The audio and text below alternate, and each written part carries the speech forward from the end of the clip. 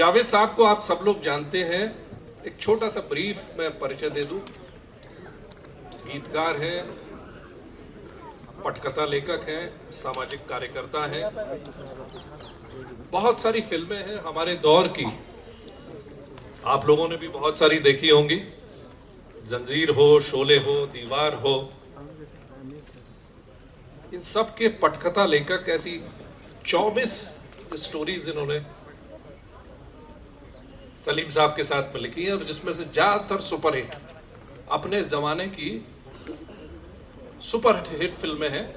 और उसकी वजह से ये हुआ है कि स्क्रिप्ट राइटर को क्रेडिट मिलने लगा, और इसमें जावेद साहब की बड़ी भूमिका है।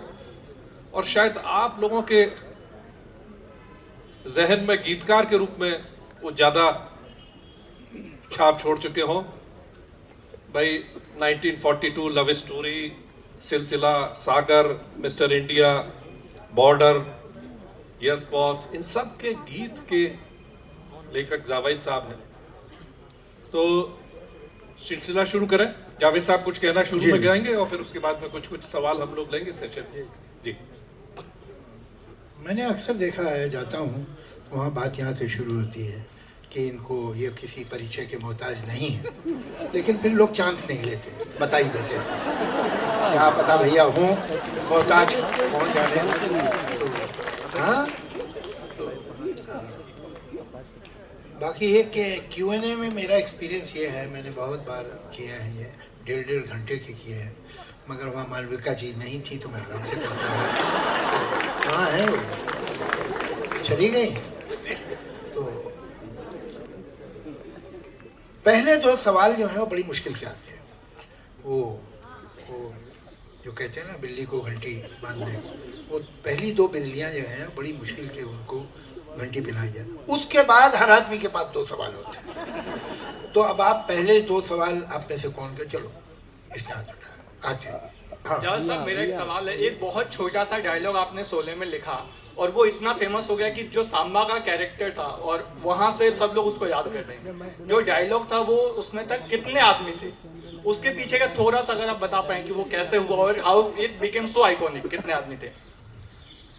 देखिए कितने आदमी थे सांबा का डायलॉग नहीं है, दैट वाज फॉर गब्बर का था, बट उसके बाद उसका जो कन्वर्सेशन था सांबा से, सांबा बिकेम सो जी जी जी, वो ये डायलॉग जो है वो गब्बर का ही था, अमजद खान साहब थे।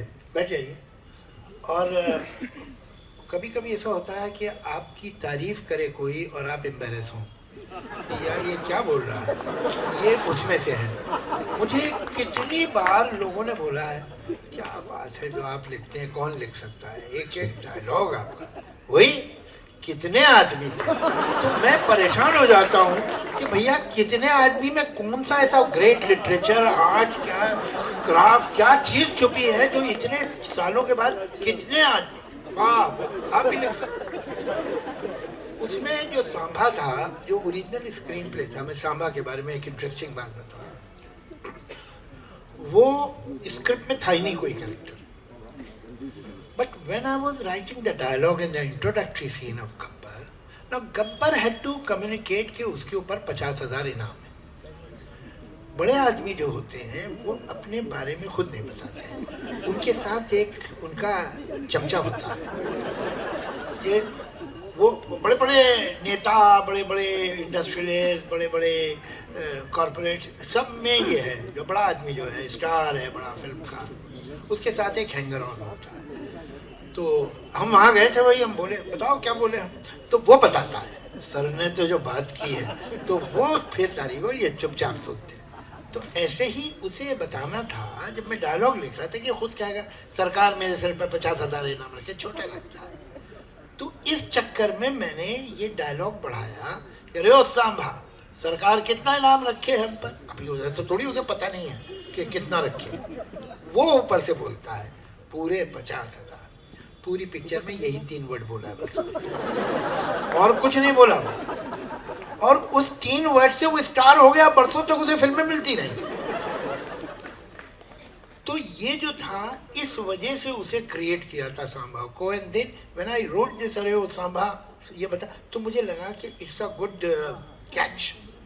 तो फिर then I started using it in the dialogue it whenever Gabbar would come on the screen. तो ये इत्तेफाक से हो गया, ये सिर्फ 50,000 किसी और से कहलवाने के चक्कर में सांबा का कैरेक्टर बन गया। सर मुझे लिखना काफ़ी पसंद है, पैशनेट हूँ लिखने के लिए, पर सर अभी के टाइम पे सर ब्लॉगिंग से ज़्यादा व्लॉगिंग लोगों को पसंद है। तो सर ऑडियंस को किस तरीके से हम अपने पास बांध सकते हैं ताकि उनके पास ये पहुँचे, क्योंकि लोग पढ़ना पसंद नहीं करते हैं अब। देखिए, पहले तो आप बैठ जाइए। पहले तो ये है कि आप लिखने से पहले पढ़िए बहुत। सिर्फ you can give output only after intake. Do you read? Don't try to कि ये हम इनको ऐसे बांध लेंगे और इनको यूं होल्ड करेंगे इनकी attention. You can only be interesting if you are interested. अगर आप इंटरेस्टेड हैं किसी चीज में तो इंटरेस्टिंग होगी, और अगर आप खुद ही मैनिपुलेट कर रही हैं तो that doesn't work. That doesn't work somehow. In writing it is surprising, but it doesn't work. In a room in Pune, in a hotel room, in a closed door room, if I write a scene, and when I am writing the scene, tears come to my eyes. In Jabalpur, where I'll never go, theatre में जब आदमी देखेगा वो scene तो उसकी आंख में आंसू आएंगे। अब बीच में डायरेक्टर है, एक्टर है, कैमरामैन है, editor, in spite of that it will reach my sincerity in that closed room, which I felt a true moment. If I did, तो वो वहाँ कन्वे होगा। और अगर मैंने सोचा ये अच्छा है, ये ऐसा कर देते, it won't work. तो आप पढ़िए खूब, और फिर ये सोच के मत लिखिए कि लोगों को क्या अच्छा लगेगा। आप वो लिखिए जो आपको अच्छा लगा, जहाँ आपका दिल, अगर वो बात आपके दिल को लग रही है, अगर आपको इस बात पे हंसी आ रही है, जो एक ह्यूमरस सी बात है, आप वो लिखिए, लोग कोई ना कोई मुस्कुराएगा, ऐसा नहीं है। लेकिन अगर आप सोचे कि ये फनी होगा और मैं सीरियसली लिख रही हूँ, but I am sure that they will find it funny, it doesn't work like this. It is not that cold blooded cut and paste thing. You have to live the moment, it will be conveyed. आप पढ़िए बहुत, पढ़ना बहुत जरूरी है। अभी देखिए, आप लोग तो यानी पुरानी जनरेशन को बिल्कुल ही मार्जिनलाइज करना चाहते हैं, ये नहीं चलेगा। Am I audible? Ji. Sir, my question marries two subjects close to your heart: poetry and scientific temper. This question is a bigamist, bigamist. Yeah. Marries two questions. चलो चलिए। Two subjects close ji, to ji, your ji, heart: ji. poetry and scientific ji. temper. Congratulations, sir, on Thank you. Richard Dawkins Award. Thank you. Yeah. So, poetry, particularly Hindi film song lyrics, and scientific temper, particularly rationalism-based compassion. You often mention the song from Sahir Do Boonde Sawan Ki, Nature, ji, Nurture, ji. in the 1960s. जी जी जी जी। फिर सुबह होगी जो अभी जाके brain पे कि how free is free will, how much is free will possible. जी जी जी। तो what do you think, my question is, creationism theory पे तो काफी हिंदी फिल्म सॉन्ग्स आपका लिरिक्स से क्रिएटर, जी जी। तो I know this is No, no, I'm very impressed, sir. I'm very impressed, honestly, and I'm so happy that you are talking. And sir ये question मैं खासकर इसलिए पूछ रहा हूँ कि जब कोई बात को तरन्नुम में कही जाती है, बहुत एक्सीलेंटली किसी ने गाया है, मेलोडी बहुत सुंदर है, किसी को याद रख गया ब्रेन पे, तो वो मतलब ब्रोज से और मतलब ब्लैंड डायलॉग से वो ज़्यादा उसका इफेक्ट होता है।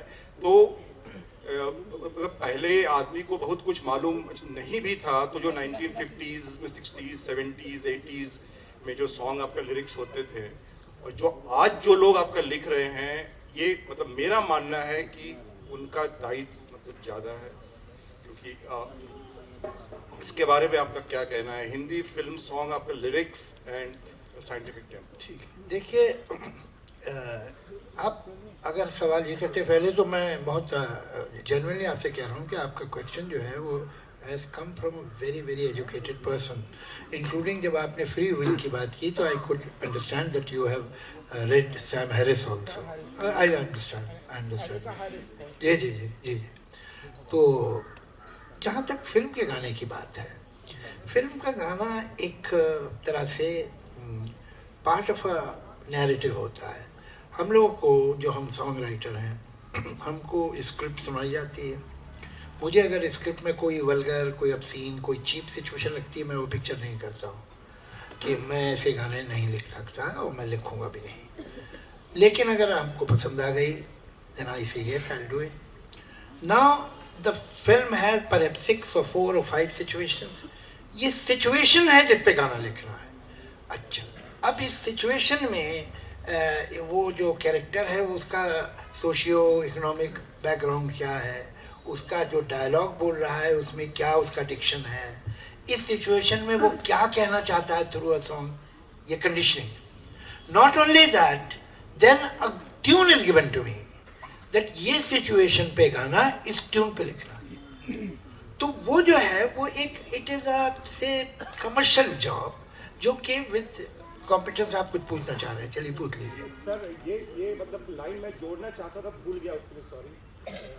कि ये मैं आप जो कह रहे हैं सर अभी, वो मैं अपने सवाल में ही जोड़ना चाहता था कि वो एक पर्टिकुलर कैरेक्टर के लिए पर्टिकुलर सिचुएशन, लेकिन जो गीत होता है वो एक कॉन्टेक्स्टलेस, उससे सेपरेट, उससे अलहदा भी उसका एक जीवन होता है। जब उसको गीत सुनता है, गॉट इट, वो बाद में चले और बाद में उसकी एक जेनेरिक यूसेज हो जाए वो अलग बात, लेकिन वो लिखा तो एक पर्टिकुलर सिचुएशन के लिए गया है। If the picture will have a scientific temperament or the issues or the topic within the screenplay is something around the scientific understanding or intellect, तो गाने में आ जाएगा, नहीं है तो नहीं आएगा। ये इजाज़त हमको अपनी पोइट्री में है। पोइट्री में हमारे जो कंटेम्प्रेरी पोइट्री है उसमें साइंटिफिक और रैशनल टेम्परमेंट आना चाहिए, बिकॉज उसमें तो हमको कोई कंडीशनिंग नहीं है। We choose our own topic, we choose our own metre, our own tune, whatever, तो वहाँ पॉसिबल है। और मैं भी थोड़ी देर में आपको एक दो ऐसी चीज़ें सुनाऊंगा जो आपको लगेगा कि हाँ ये पॉसिबल है पोइट्री में। एंड पोइट्री अपनी एस्थेटिक्स मेंटेन करके भी ज़्यादा रियलिस्टिक और साइंटिफिक बात कर सकती है, और यही उसका फ्यूचर होना चाहिए पोइट्री का। Point taken. मगर that won't be possible in film, because film में it is a scene, a song is but a scene of the scenario. तो अब वो सिनेरियो जैसा वैसे ही गाना होगा। तो वहाँ पर आपको कि अपनी मर्जी से आप कुछ लिख दें, वो सही आप कह रहे हैं कि बाद में यूज होता है, लेकिन वो लिखा तो इस पर्पज के लिए जाता है। Thank you. वन क्वेश्चन जी, परवेज कुरैशी फ्रॉम रांची सर। अभी फौरन इधर वापस आता हूँ, बहुत हो गया बड़े बूढ़ों से बात करते। सर मेरा नाम मोहम्मद परवेज कुरैशी हुआ। मेरा एक सवाल है कि आपने बहुत पुराने समय में बहुत अच्छी अच्छी फिल्में लिखी सलीम साहब के साथ मिलकर। दोनों शख्सियतों के अब अपना एक हाउस है जहां आपके बच्चे और सलीम साहब के बच्चे का अपना हाउस है जहां पे फिल्में बन रही है। लेकिन इस दौरान जो है हमारे जो युवा पीढ़ी है, सलीम साहब और जावेद साहब के संयुक्त रूप से कोई स्क्रिप्ट या कहानी एक साथ नहीं आ रही, जिससे हम लोग मिस करते हैं। क्या आप दोनों कभी एक मंच में आके एक स्क्रिप्ट और इस तरह की कोई फिल्में लिखेंगे जो हम बच्चों को देखने का मौका मिलेगा? बैठिए, बैठ जाइए। बच्चे बैठ जा।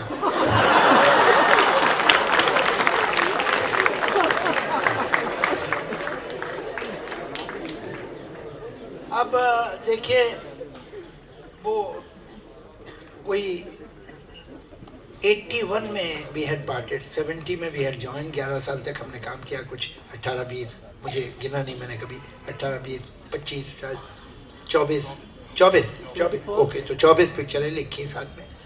अब वो इस बात को भी 40 साल होने को आ रहे हैं। मतलब ये जितने ये ज़मीन पे बैठे हैं इनमें से कोई नहीं पैदा हुआ था। अब वो हिस्ट्री हो गई। देखिए 40 साल में आदमी बिल्कुल डिफरेंट हो जाते हैं, उनकी अपनी दुनिया, अपना सोच है, लेकिन दुनिया में इम्पॉसिबल कुछ नहीं। You never know what will happen, कि कल क्या हो जाए। ये बड़ा अनप्रेडिक्टेबल है लाइफ। तो अभी I am doing a book, उसका नाम है, डूइंग क्या, जनवरी में रिलीज होगी, उसका नाम है talking life. It's a long conversation with a journalist Nasreen Munni Kabir, talking life जी, तो उसका मैंने डेडिकेशन ही किया to life the most unpredictable beloved. तो जिंदगी कब क्या दिखाएगी, क्या करेगी, इसका कोई भरोसा नहीं है। तो अगर ऐसा हो जाए तो हो जाए, लेकिन अभी तो मुझे उसका कोई चांस दिखाई नहीं देता है। हाँ जी, आइए आप लोग बोलिए। सर 1 मिनट, एक छोटी सी अनाउंसमेंट है। जी कार नंबर 3390 जिसकी भी है, प्लीज़ आप गेट पे जाइए। बाकी कार्स ब्लॉक्ड हैं और लोगों की फ्लाइट है, तो I am so sorry to interrupt, but car number 3390 जिसकी भी है, आप प्लीज़ गेट पे आ जाइए। And now the next question, I am so sorry.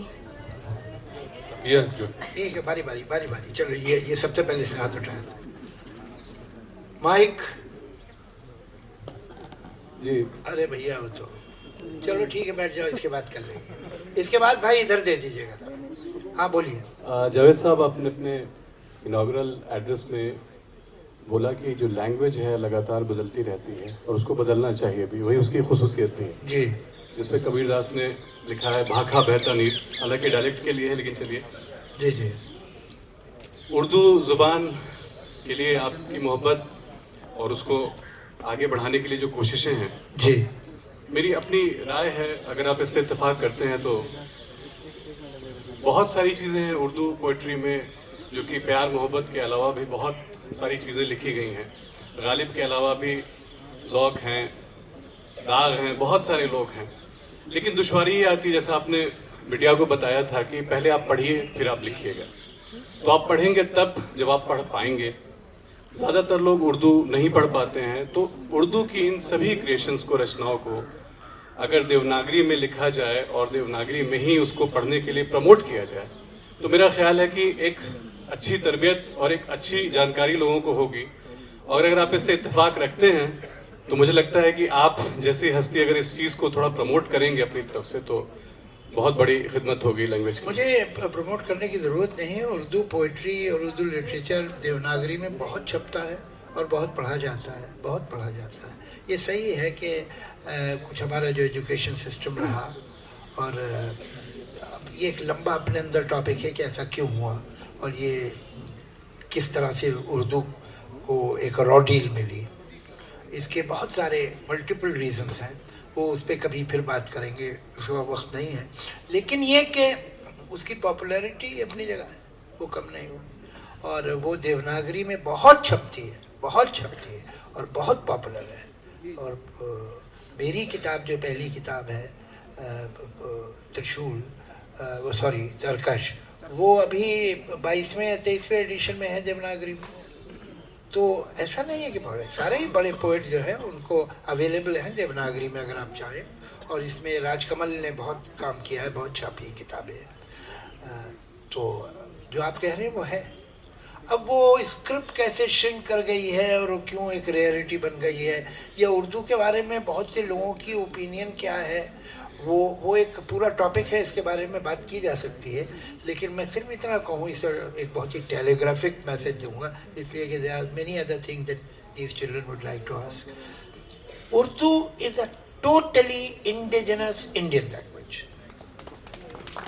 ये ख्याल कि ये कहीं बाहर से आई है, कहीं बाहर की है, it is absurd, because you look pick up the map of the world और मार्क कीजिए कहाँ उर्दू बोलते लोग, सिवाय हिंदुस्तान के और पाकिस्तान के, जो कल तक हिंदुस्तानी था। ह्यूमन हिस्ट्री में 75 साल 70 साल क्या होते हैं। और जो बड़े पोएट हैं उनके आज भी, तो उन्हें झक मार के दिल्ली के पोएटों का तो नाम लेना पड़ता है ना। गालिब, मीर, ये सब दिल्ली के थे, तो उसकी रूट तो यही है और यहीं की जबान है। वो उसकी स्क्रिप्ट बॉरोड है, मगर स्क्रिप्ट से जो स्क्रिप्ट है उसकी पर्शियन की है, तो इंग्लिश की स्क्रिप्ट लैटिन की है। तो क्या इंग्लिश इटली की जबान है?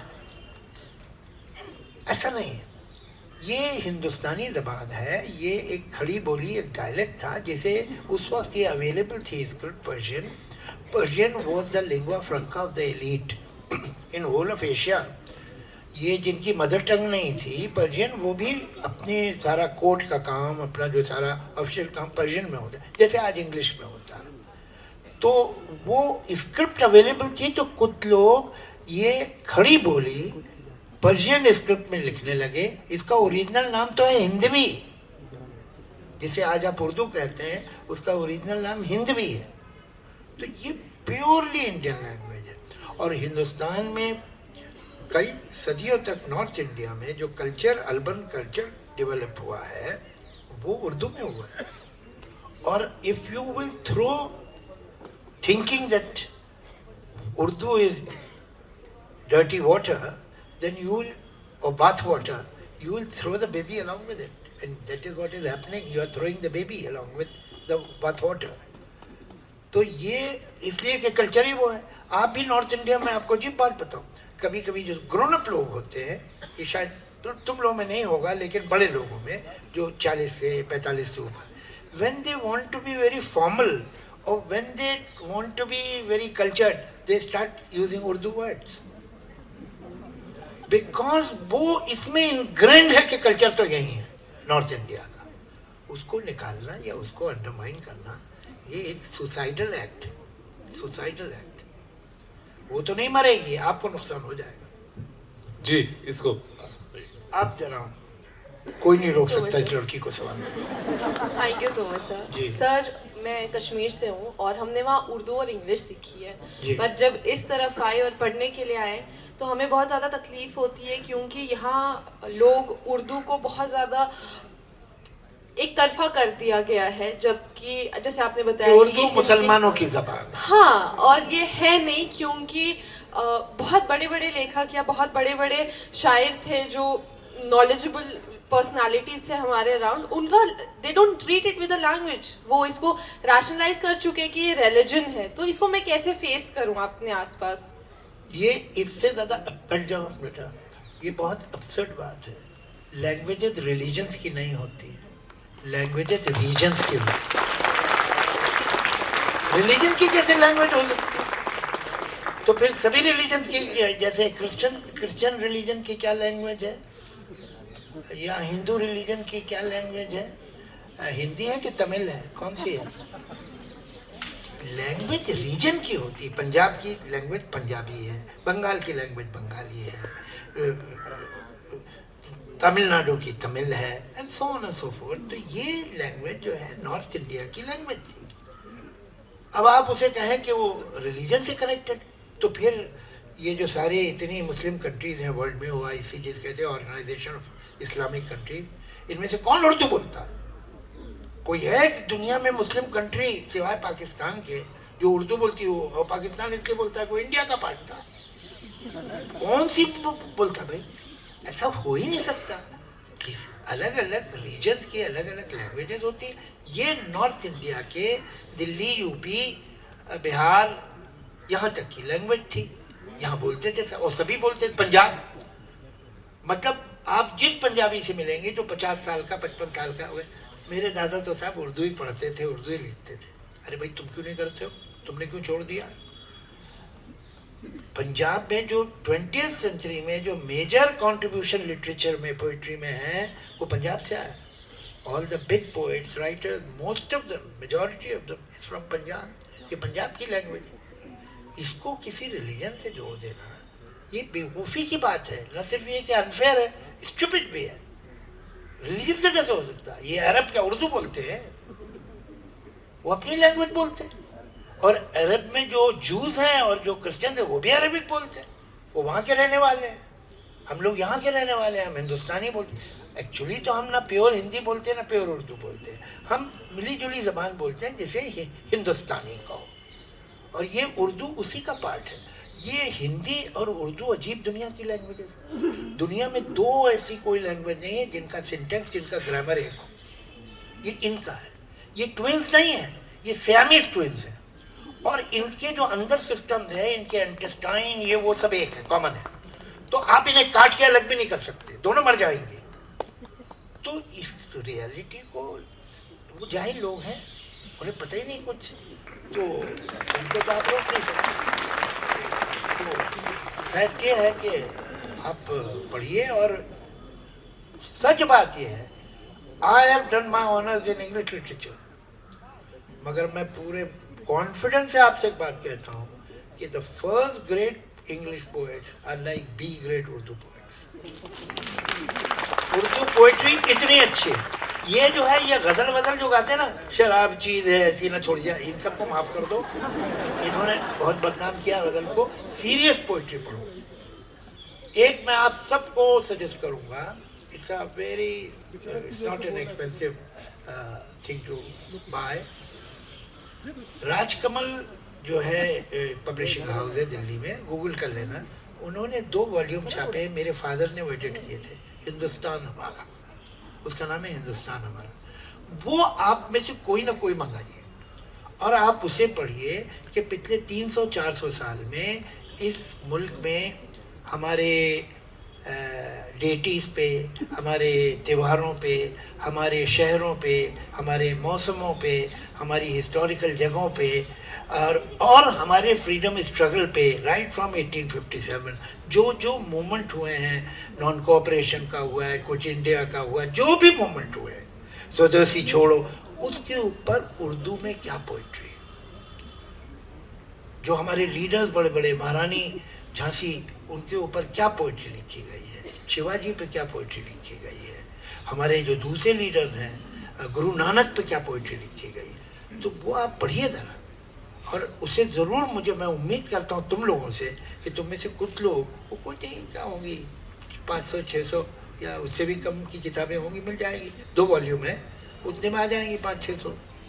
तो सोचो एक दिन पिक्चर नहीं गया, ये देख लिया, खरीद ले, तो ये ज़रूर पढ़ना, and then you will know, you will understand, you will get the right perspective about this language. Excuse me, sir. हाँ, excuse me. चलो, So, I read English children's literature.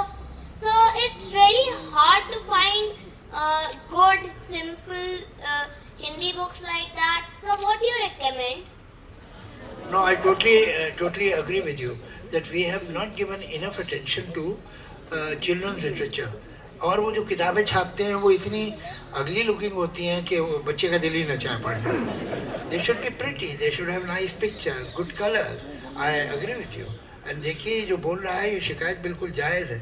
English में तो फिर भी कुछ मिल जाएंगी आपको, मगर हिंदी में और हमारी जो दूसरी इंडिजिनस लैंग्वेजेस हैं उनमें लिटरेचर बहुत कम है। आई plead guilty.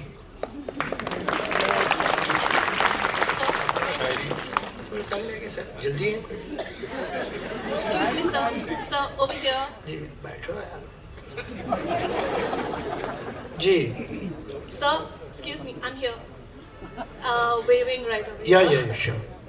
So, sir, I have a request to make. मैं प्रेरणा हूँ, रांची से ही हूँ, और मेरे घर के पास एक बस्ती है जगन्नाथपुर, शायद लोग जानते होंगे। This is a very elite crowd, पर मैं अपने साथ उस बस्ती से 2 बच्चियों को लेकर आई हूँ, अनीशा और पल्लवी।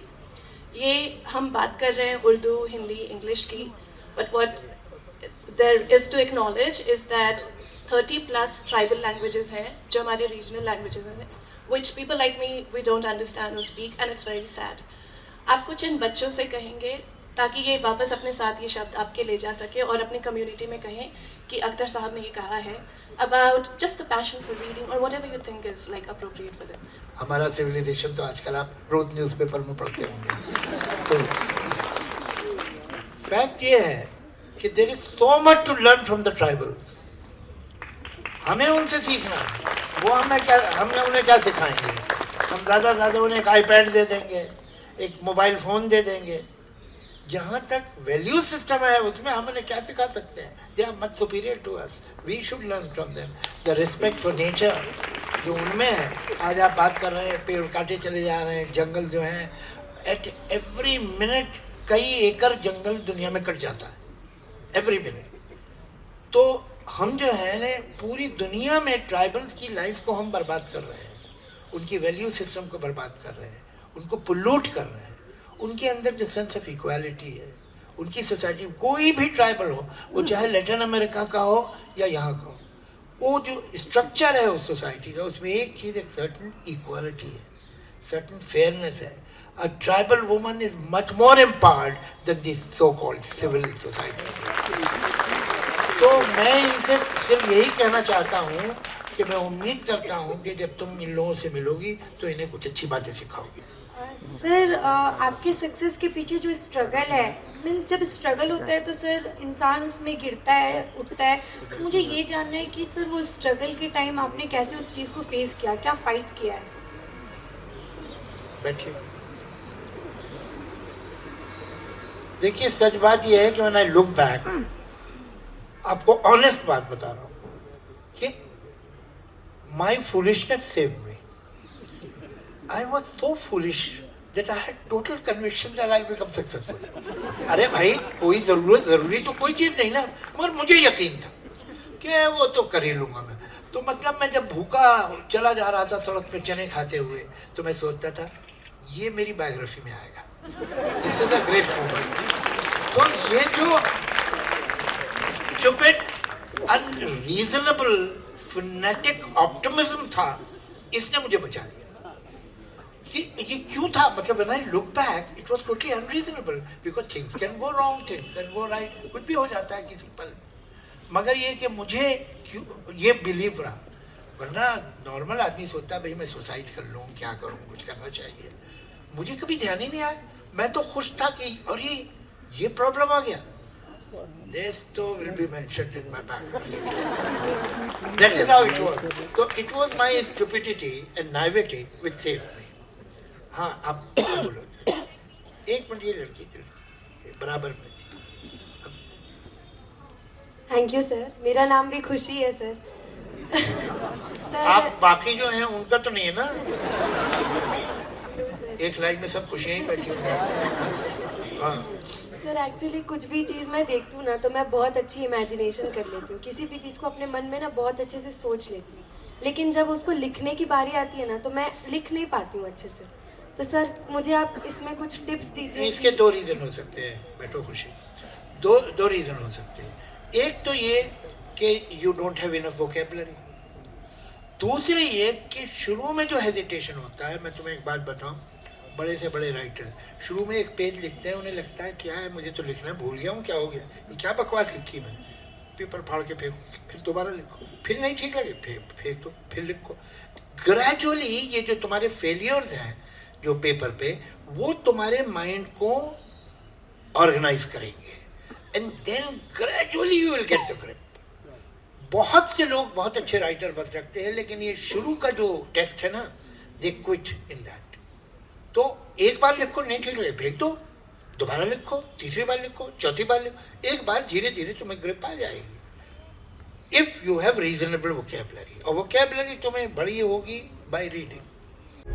प्रभातखबर.com, विश्वास वही, रफ्तार नहीं।